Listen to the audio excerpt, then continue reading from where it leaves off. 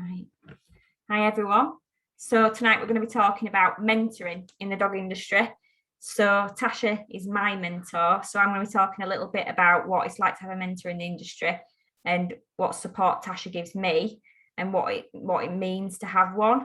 And Tasha's going to give you an insight into what it's like to be one. Right, yep. I am. Do you want to get started first then? Yeah. So Tasha's been my mentor for probably over 3 years now. So she's provided me with a lot of support, not only leading me on the right path to what courses to go on, but also with my own dogs. So it's not just about sort of career path, but it's also about your personal progression as well with your own dogs. Yeah, and there is a lot of courses out there and it's a bit of a minefield, and sometimes it's good to have somebody there and say that's not a good course, you're better off doing this course, because it is really hard knowing what path to go on. And I initially was on the wrong path, and I realized that when I met Tasha that it wasn't the right path for me, it wasn't going to work out, and I'm completely swapped to a different path and went down a different route completely to get to be where I am today.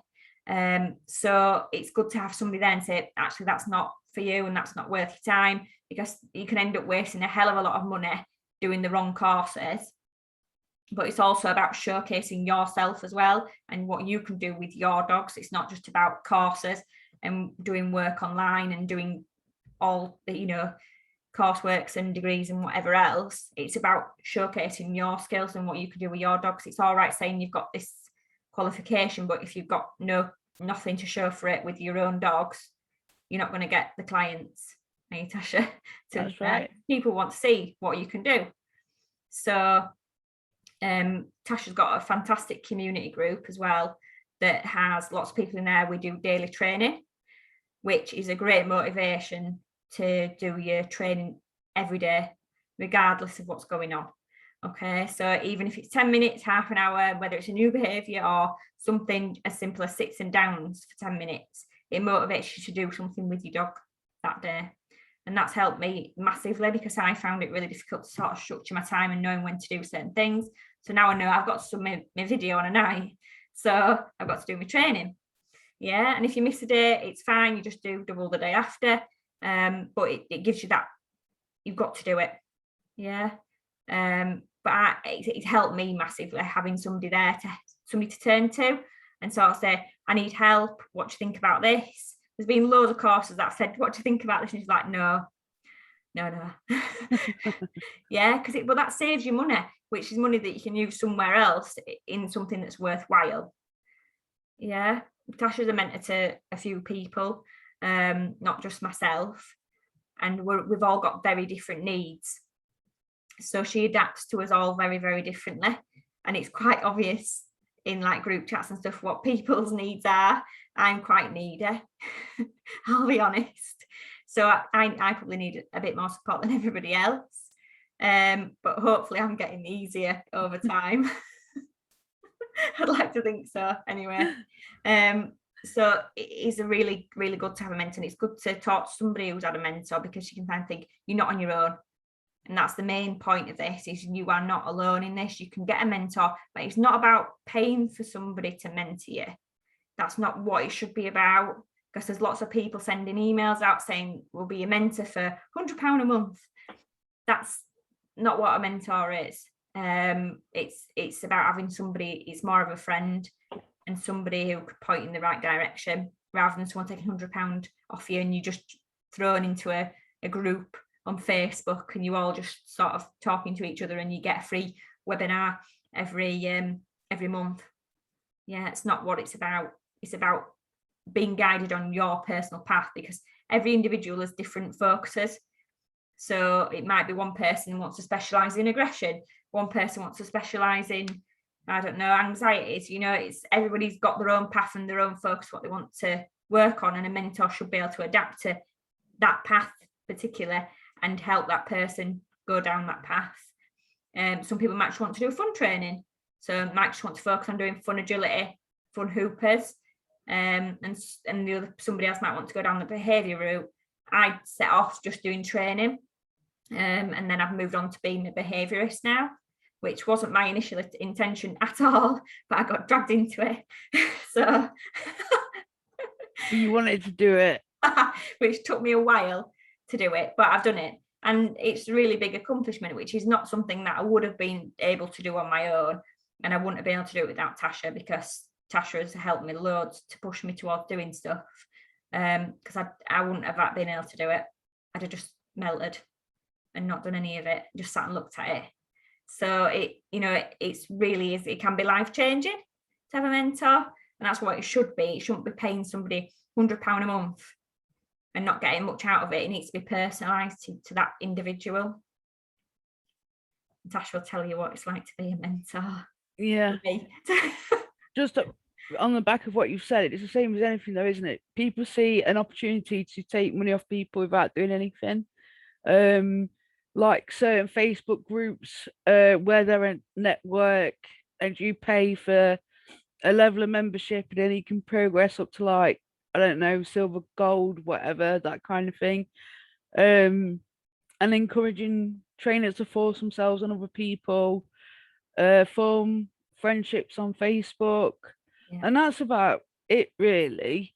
And then what happens is that there's imposter syndrome because you're not a part of this group, because you know better. And you're not going to allow yourself to get ripped off. But sometimes, every now and again, you worry about your own scruples and whether you made the right decision as to whether to not entertain these groups, so that one person is getting a very fat wallet. And yeah, sure, you've got selected Facebook friends that happen to have dog trainers in their profile or whatever, but it doesn't mean that you're going to get anywhere, or you're not going to be shadowing somebody or anything like that. And it's the same with these canine coaches as well. It's just another opportunity to make money. It's no different to fitness coaches, and all of those types of groups on Facebook where you pay and then you got access to all these videos.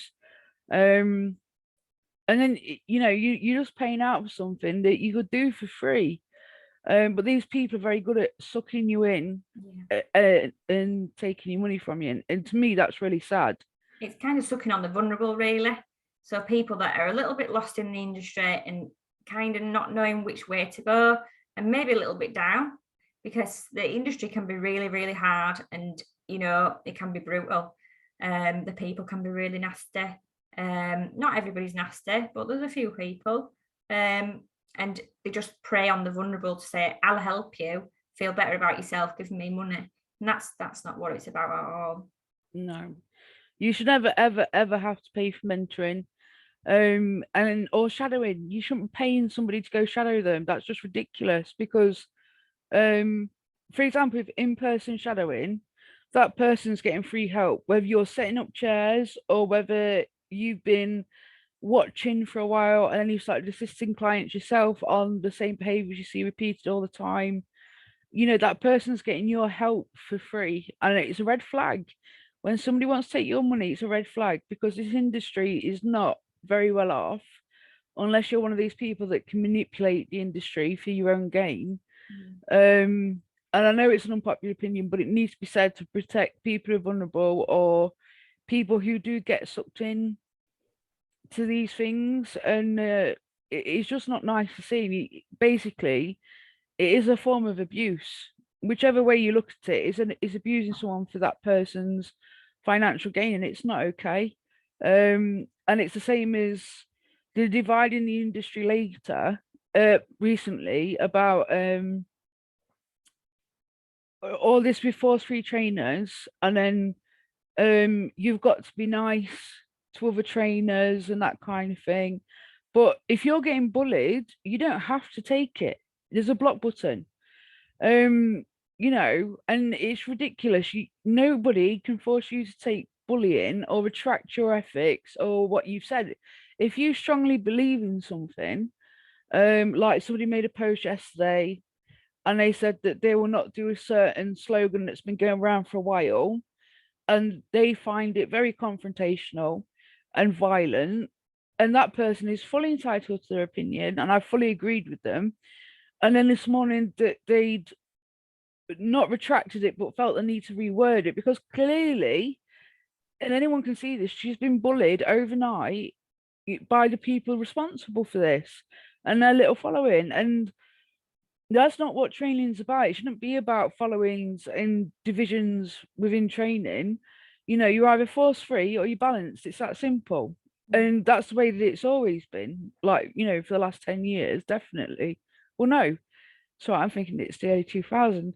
No, the last, what, 30 years now? So 1990, I was like still in nappies, but one of my very first books was called Complete Dog Care. And that was all about force free methods. And I think that was published in 1992. And even then they were saying like halties aren't a good idea. So as a little kid, I was like, you know, reading this Complete Dog Care book, and it was saying chokers are bad and halties are bad. And I grew up with that ideology from being a very, very small child, and kind of, you know, stuck with it and adapted it as a child. And then I used to train the neighbours' dogs, and I had lots of training opportunities where I used to live, and I used to be mentored myself as a teenager, and I was a dog walker. And where I came from was very dog orientated, and then moving up here to Lincolnshire, and it's not dog orientated, and it's like a we hate dog county, and it's elitist. And you've either got a pedigree dog and you're in the kennel club and crufts, or you're a nobody. So so here I got a job at the kennels, and I've talked about this loads of times if you look at my other webinars. But I was a kennel hand, and I was also a decoy. So that was where it's now called IGP. It used to be called Schutzhund.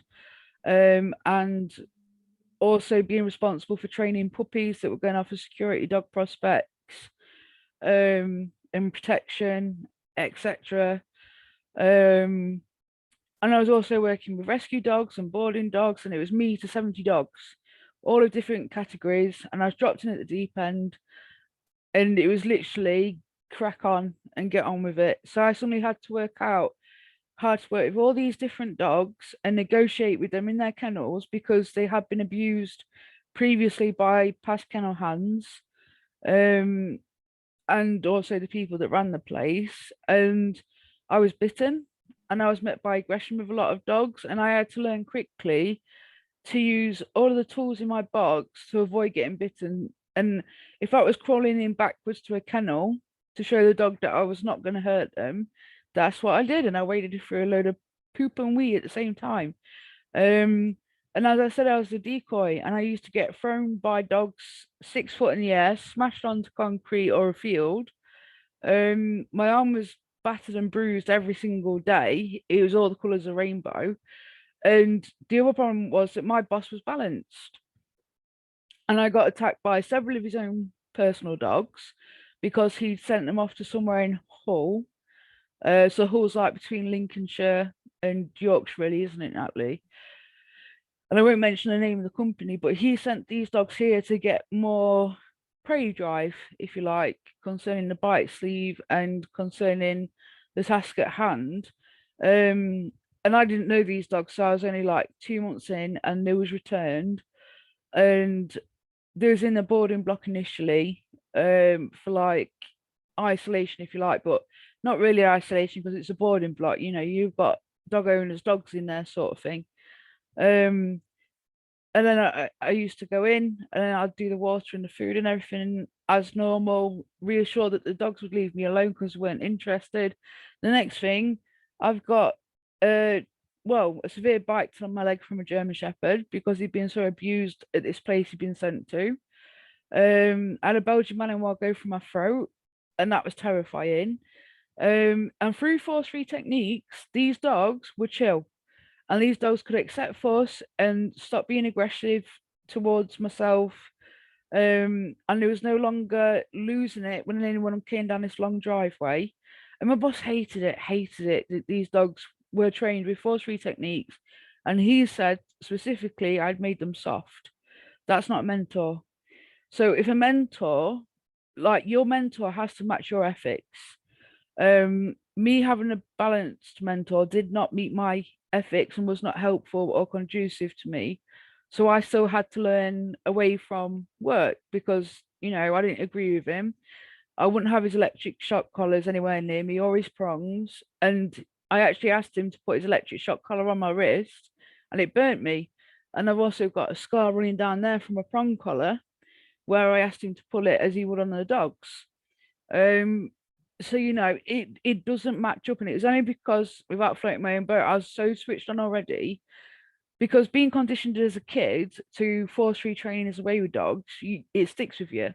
Where if you're a kid and told that balance training was the only way to go, and you've grown up with a dog on a prong collar, it's going to be extremely hard for you to come away from that. And a lot of the people who are force free that said that they used to follow Cesar Millan and do Cesar Millan techniques all have the same thing in common, that they used to watch Cesar Millan as a kid, which proves my theory that as a child you're easily conditioned to thinking a certain way.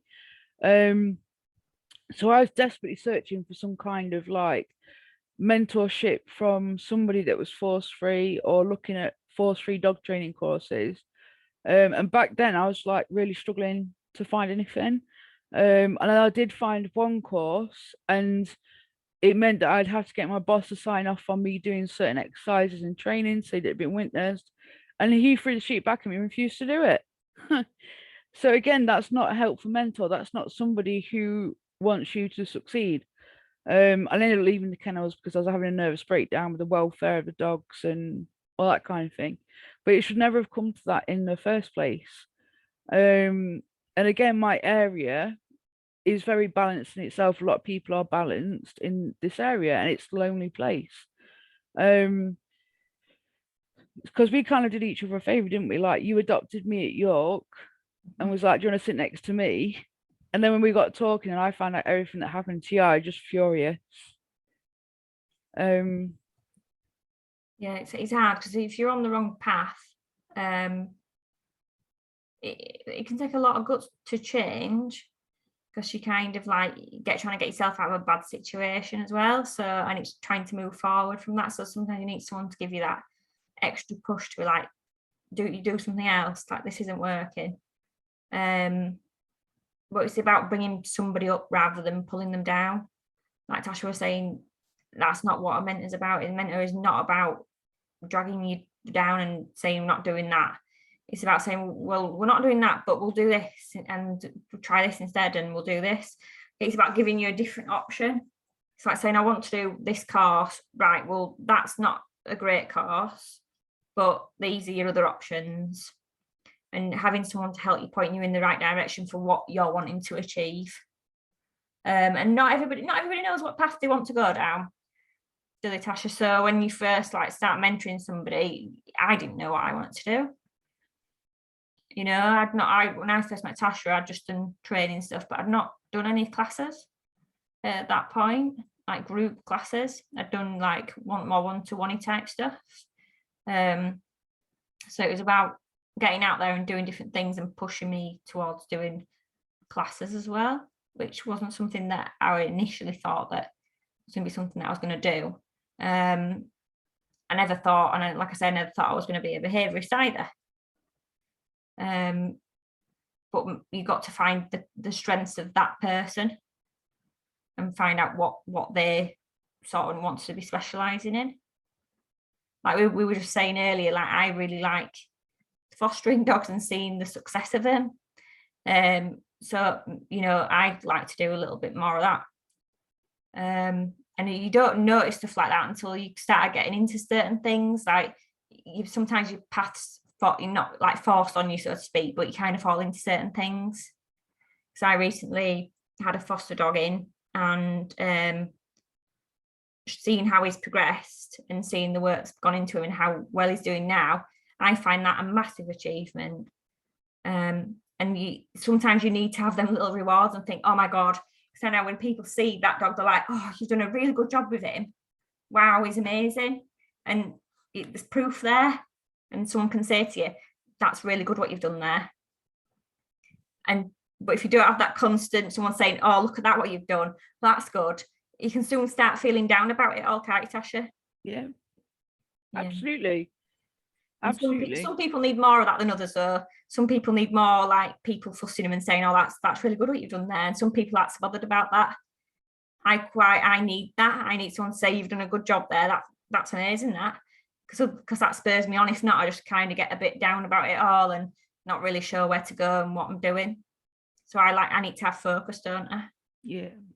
So everybody's different, and it's about pulling on each individual's strengths. And Tasha helps me with that because she says, "Do this title next, or we do tricks," and she pushes me towards doing certain things. But that gives me focus in my training, which is what I need. But other people they're more than happy to point themselves in their own direction and do their own tiles and work on their own stuff. If I'm left to my own devices, I just don't do anything. I just sit and think about it. Think push is the wrong word, more encouragement. Encourage, yeah. It's like pointing you in the right direction. Yeah. And ethically, I feel that everybody should have a mentor. Yeah. Because at the moment, with the industry not being regulated, which really grinds our gears, it's way too easy to call yourself a dog trainer. Yeah. All you got to do is have access to Facebook, set up a page, and then lie and say you got 20 years experience with dogs, and hope that everybody who knows you locally shuts up about you being working at Tesco's behind the till for 20 years, or getting sacked off from another job for the past 20 years. The lying is an instant distrust. And I'm saying this for anybody who's been down this path or thinks about going down this path. People will find out. Whether you think that because you're on Facebook page that you're protected somehow, people will always find out the truth. And it doesn't look good. And ethically, as well as that, it doesn't look good in the sense of you're lying to clients and you're betraying them because you've gone in with no experience, you're taking their money and you're damaging their dogs further. And these people place trust in dog trainers and behaviorists.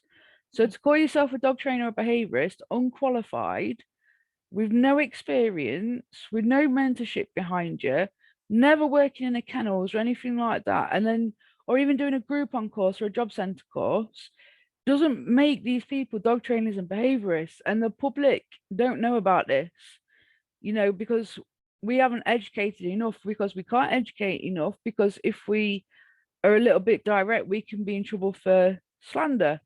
And it's also not professional of us to point out on our pages, the certain person down the road who's set up a Facebook page and is lying about their credentials and experience. It doesn't look good on us. It looks like we're then not very nice people. No. And there's nothing that we can do as lay people to warn people without getting into a lot of trouble. That's why we're calling for regulation of the industry, isn't it? Yeah, and it's also important that you've never got to stop learning with dog training because it's always changing. There's always new things. And I think that's a mistake a lot of people make. They do a course, they do like so many days, and they do this course and that course, and they think that's it. It's not. This is a kind of job where you've got to keep doing training and CPD because stuff changes all the time and you've got to keep up to date with stuff. And new studies, whether that be studies into the area that you enjoy. So if you enjoy anxiety, there's always something new going on in the field of anxiety studies, and all that kind of thing. Research papers. You've got to keep up to that all the time. It doesn't just stop, and a lot of people have got reluctance to learn, and you've got to be constantly learning. Always doing courses. Like me and Tasha, we do courses, at least a course a week, don't we, or more in something, because it's so important to keep up to date with everything. And they're the people you want as being your dog trainer. Yeah. You want people who's constantly keeping up to date with stuff. You don't want someone who did a course 10 years ago and have never been on a CPD since. That's not good enough. Yeah. And I think that's what people need to see in the industry. You need to look on somebody's website. Have they done courses recently? Have they got stuff on Facebook? Have they done stuff? Have they done any course recently? Or displaying that they're doing any types of research or studies into anything? Because if they're not, then something's wrong. If they've not done if they're not in a course for 10 years, it's like hairdressing. If you're going to a hairdresser that's not done a course for 20 years, you're going to get a really outdated hairstyle. Yeah, you want to keep with people who are keeping up to date with stuff and constantly learning. That's it. And it's like the tax man hates me because all of my profit goes straight back into the business, whether it be education, which is mostly education, or it's like back into the business for equipment because of perishables and that kind of thing. So like for instance, it's 2021 and I just submitted my CPD to the relevant organisations who need it. And I've done 920 hours CPD this year alone, and we're only 9 months in. So that's not to make anybody feel bad or cause imposter syndrome or anything like that. That's because I'm so passionate about studying and keeping up to date with relevant information. Because I want to be the best that I can be for my client, not be the best as in the industry because I'm not loud enough.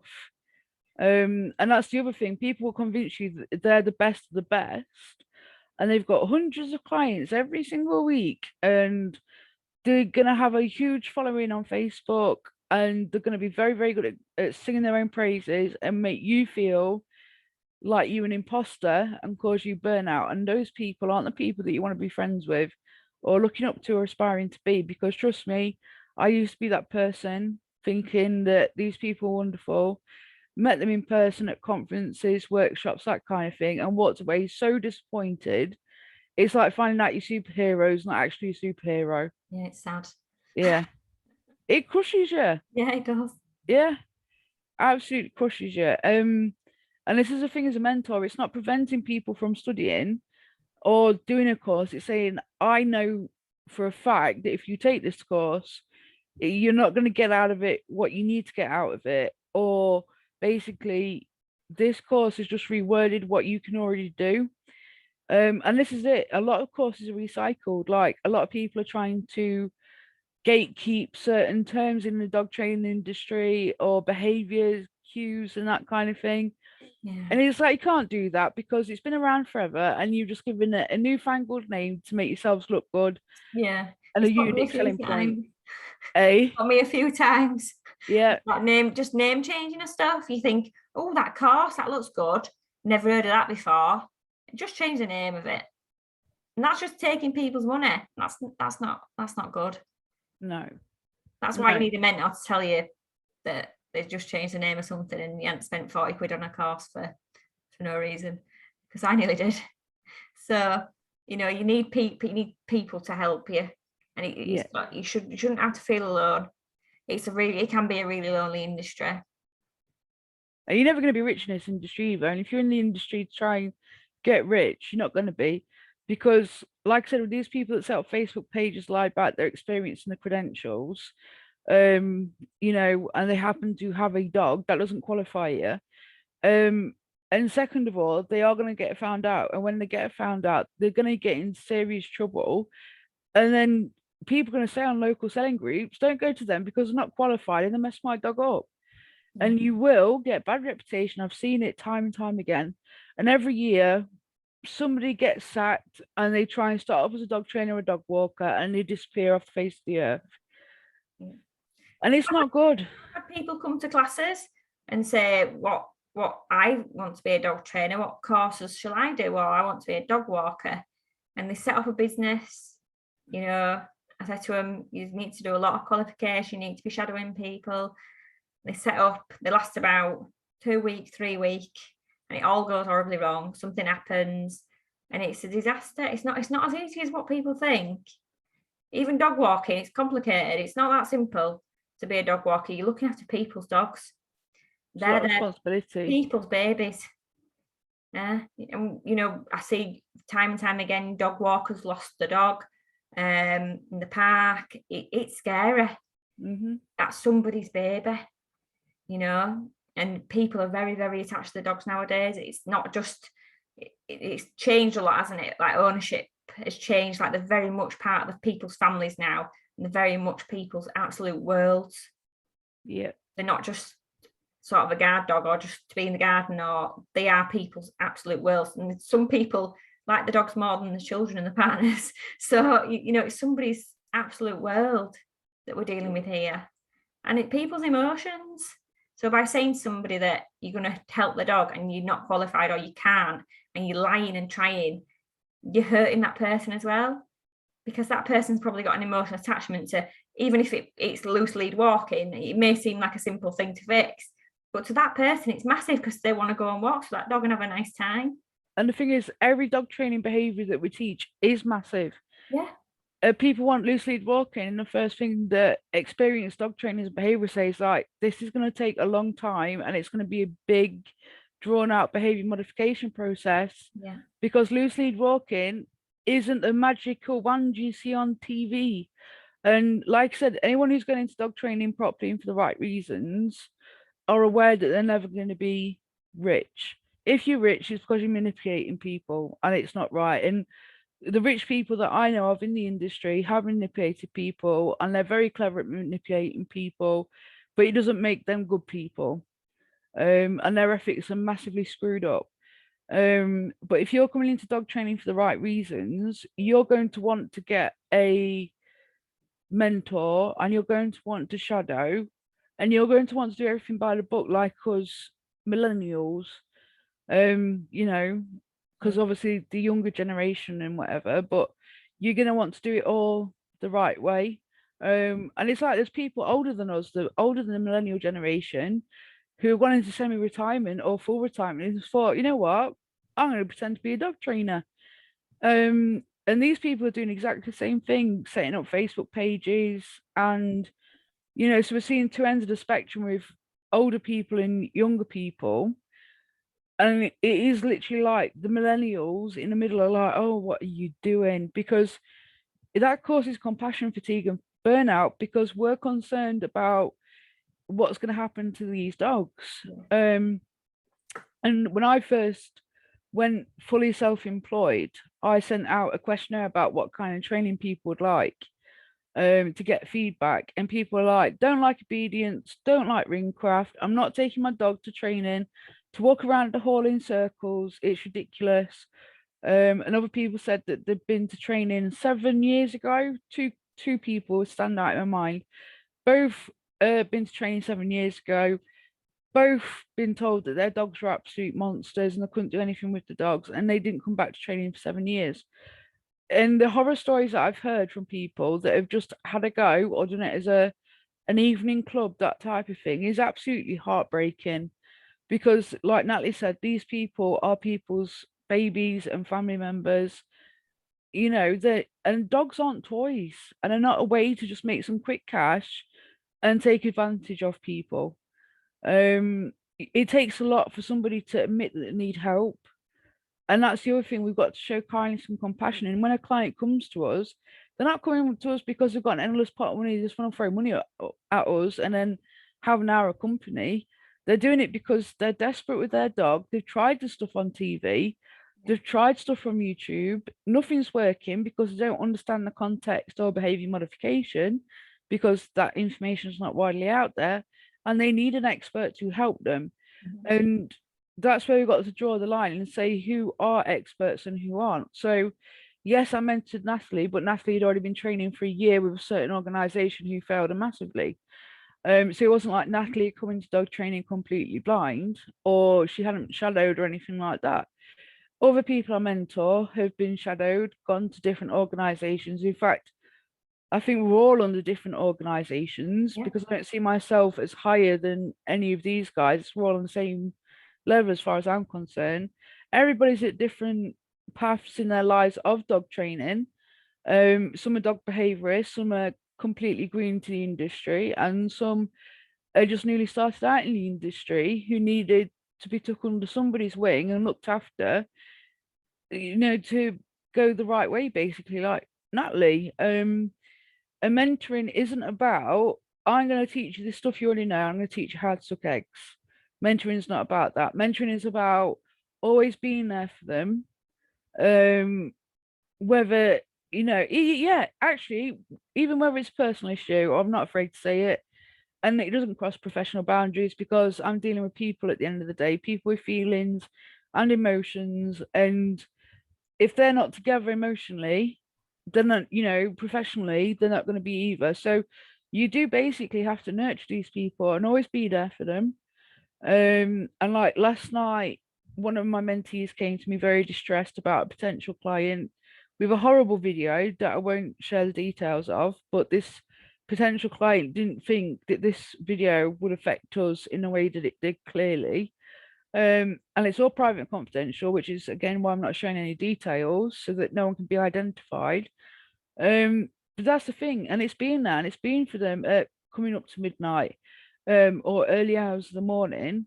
And it's not, I'm going to teach you about this, that, and the other that you already would have done in courses about quadrants, for argument's sake. But instead, what I am going to do is be here for you and guide you as appropriate to your personal situation, because none of them have exact same issues with the exact same clients. They've all got their own strengths and weaknesses. I learn from them just as much as they learn from me. And then we finally got round, now we've got a big group to have a group Zoom meeting.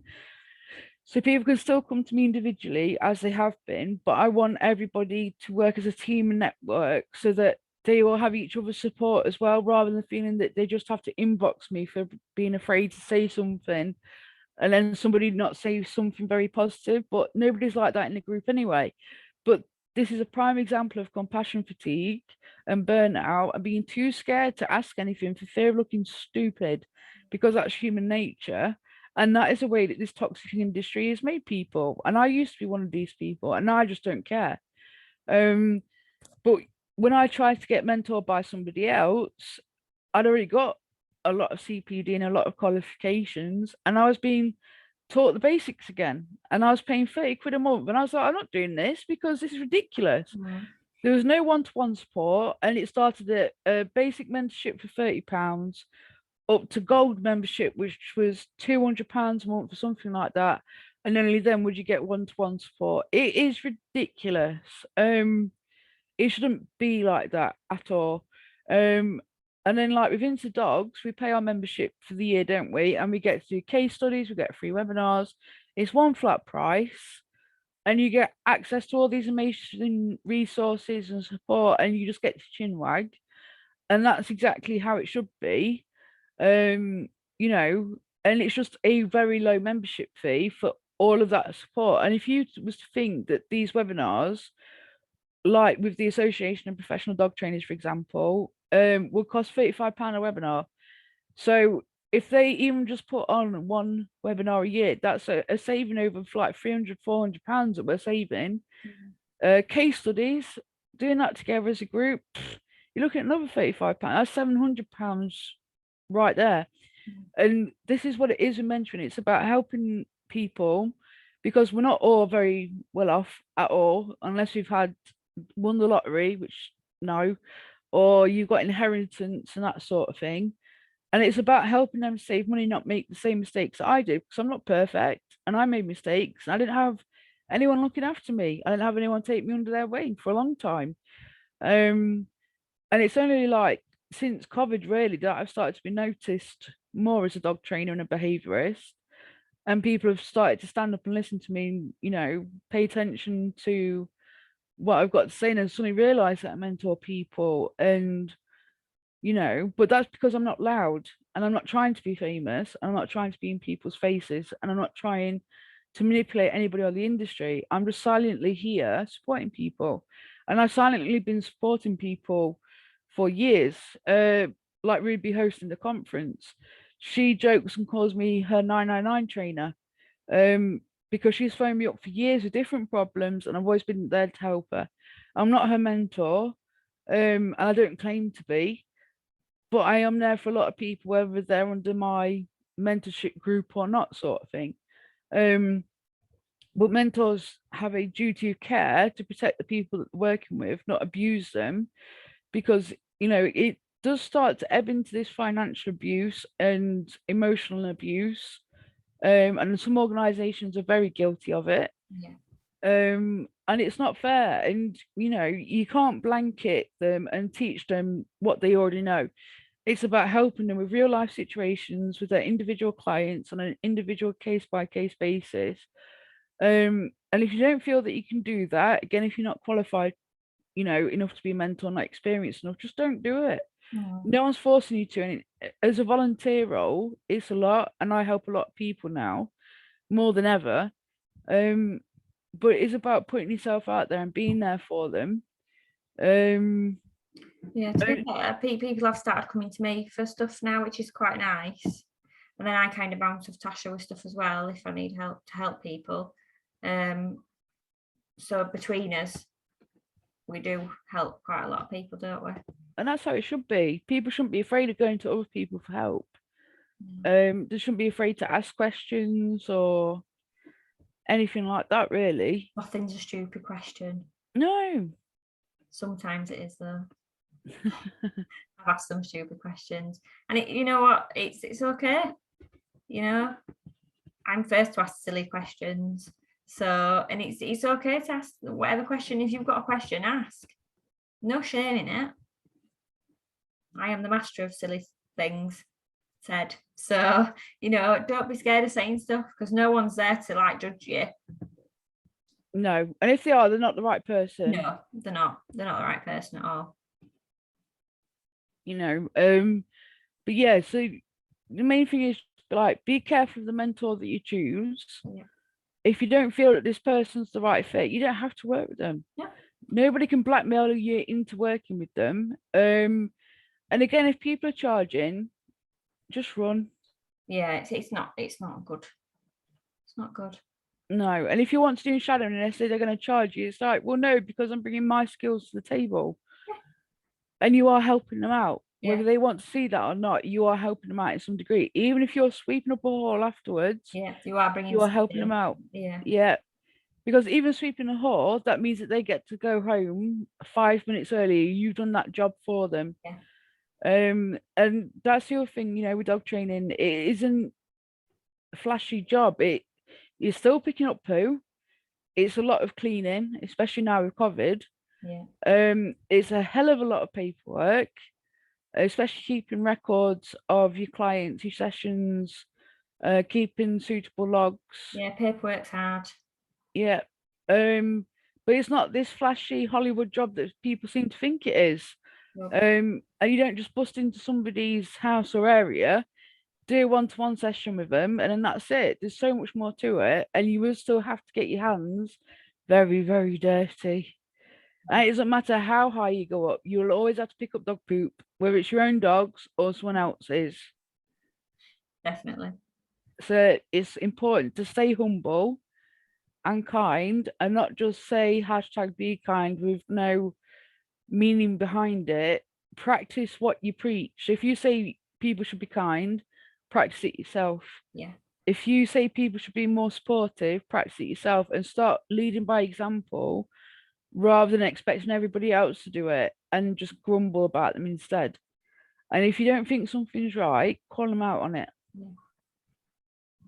You know, and if you need support, reach out, because even if that person that you reach out to can't help you, they will know somebody who can help you. Yeah, definitely. So we're coming up to the hour, Tasha. So is there any other bits you want to add? No. If you've got any questions or anything we haven't addressed, you can message us both or request to speak to us. Yeah. We don't bite. So if you need any extra support or guidance, just let us know, because that's what we're here for. Yeah. And you don't have to struggle on your own or be too scared or embarrassed to come for help, because everybody needs help. They do. Everyone needs help at some point, and there's no shame in that. Absolutely. By all means, get in touch. Okay, guys.